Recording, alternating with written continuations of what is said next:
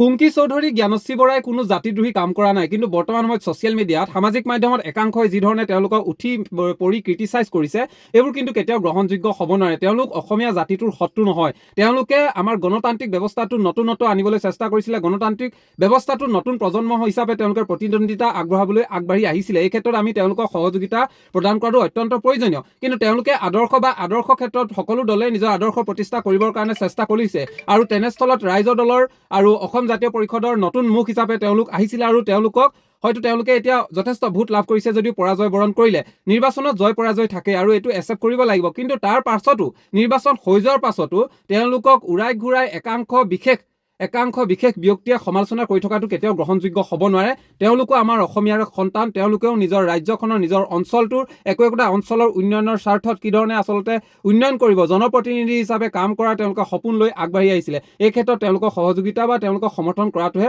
উচিত, কাৰণ সেয়া আমাৰ অসমৰ সন্তান, আমাৰ উঠি অহা প্ৰজন্ম, আমাৰ অসমৰ সন্তান। তেওঁলোকে ভৱিষ্যত দেখিছে অসমখনক লৈ, আৰু সেয়েহে তেওঁলোকে ঠিক আছে আদৰ্শগত মতানৈক্যৰ বাবে তেওঁলোক হাৰি যোৱাৰ বাবে বহুতে তেওঁলোকক যোগাত্মক সমালোচনা কৰক, কিন্তু তেওঁলোকক এনেধৰণৰ শব্দৰে এনেধৰণৰ কথাৰে তেওঁলোকক ইটিকিং কৰা হৈছে। তেওঁলোকক মানসিকভাৱে আচলতে বহু দূৰ পিছুৱাই নিবলৈ একাংশই চেষ্টা কৰিছে, কিন্তু এইবোৰ কেতিয়াও গ্ৰহণযোগ্য হ'ব নোৱাৰে। এই ক্ষেত্ৰত আমাৰ লোকসকলে আমাৰ বহু দেখিছোঁ যিসকলে ক্ৰিটিচাইজ কৰিছে, তেওঁলোকে এবাৰ ভাবি চাইছেনে কুংকি চৌধুৰী, ডক্টৰ জ্ঞানশ্ৰী বৰাৰ দৰে এইসকলৰ দৰে আপোনালোকে আগবাঢ়িবলৈ চেষ্টা কৰিছেনে? তেওঁলোকৰ দৰে আপোনালোকে কৰ্মপটুতাৰে তেওঁলোকৰ দৰে অধ্যয়নৰ ক্ষেত্ৰতো আপোনালোকে আগবাঢ়িব পাৰিছেনে?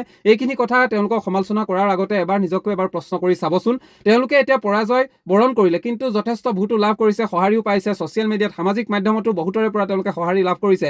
সামাজিক মাধ্যমৰ কথা ক'বলৈ নাযাওঁ বাৰু, কিন্তু বাস্তৱিক জগতখনতো মানুহৰ পৰা যথেষ্ট সঁহাৰি পাইছে, আৰু লগতে তেওঁলোকৰ একোটা সত্তা কিন্তু এতিয়া বনাই থৈ গ'ল। সকলোৱে তেওঁলোকক চিনি পাব পাৰিলে। অনাগত সময়ত তেওঁলোকৰ আৰু ভৱিষ্যত আছে। প্ৰথমবাৰ আহিয়ে তেওঁলোকে ইমান ভোট লাভ কৰিলে, অসমৰ জনতাৰ তেওঁলোকে সমৰ্থন লাভ কৰিবলৈ সক্ষম হ'ল। এইখিনি কথা আমি ভাবি চোৱা উচিত। কিন্তু তেওঁলোকক আমি হকে বিহকে যদি নেতিবাচক কথাৰে, ঋণাত্মক কথাৰে আমি তেওঁলোকক সমালোচনা কৰোঁ, এইটো কেতিয়াও গ্ৰহণযোগ্য হ'ব নোৱাৰে। নিৰ্বাচন হৈ যোৱাৰ পাছত এইখিনি কথা এতিয়া আমি এৰিব লাগে, এইখিনি কথা এৰিব লাগে। আৰু তেওঁলোকেও কৈছে যে তেওঁলোকে নিৰ্বাচনৰ পিছত যেতিয়া আকৌ চৰকাৰে কিবা ভুল তেওঁলোকে সিদ্ধান্ত গ্ৰহণ কৰে বা চৰকাৰ ভুল বিৰোধী নীতিৰ প্ৰতিও তেওঁলোকে কিন্তু বিৰোধিতা কৰিব পাৰে, ইয়াৰ হকে মাত মাতিব। আমি বিচাৰোঁ আমাৰ শক্তিশালী এটা গণতান্ত্ৰিক ব্যৱস্থা, আমাৰ বিৰোধীও শক্তিশালী হৈ থকাটো বিচাৰোঁ। আমি যদি কুংকি চৌধুৰী হওক, ডক্টৰ জ্ঞানশ্ৰী বৰা জয়ী হ'ল হয়, তেওঁলোকে বিৰোধী শক্তিত থকা হ'লে আমাৰো হয়তো ভাল লাগিলে হয়, গণতান্ত্ৰিক ব্যৱস্থাটোৰ চাই পিনে ভাল লাগিলে হয়। কিন্তু তেওঁলোক পৰাজয় বৰণ কৰিলে যদিও তেওঁলোকক কিন্তু আমি সৎ সাহস দিয়াটোহে প্ৰয়োজন, আৰু তেওঁলোকৰ দৰে আৰু পঢ়া শুনা অধ্যয়নশীল যুৱনেতা যুৱনেত্ৰী ওলাই অহাটো আমি বিচাৰোঁ। অসমৰ যি গণতান্ত্ৰিক ব্যৱস্থাটোত এক নতুনত্ব হোৱাটো বিচাৰোঁ, পথ পৰিৱৰ্তন হোৱাটো বিচাৰোঁ। বৰ্তমান সময়ত আমি দেখিছোঁ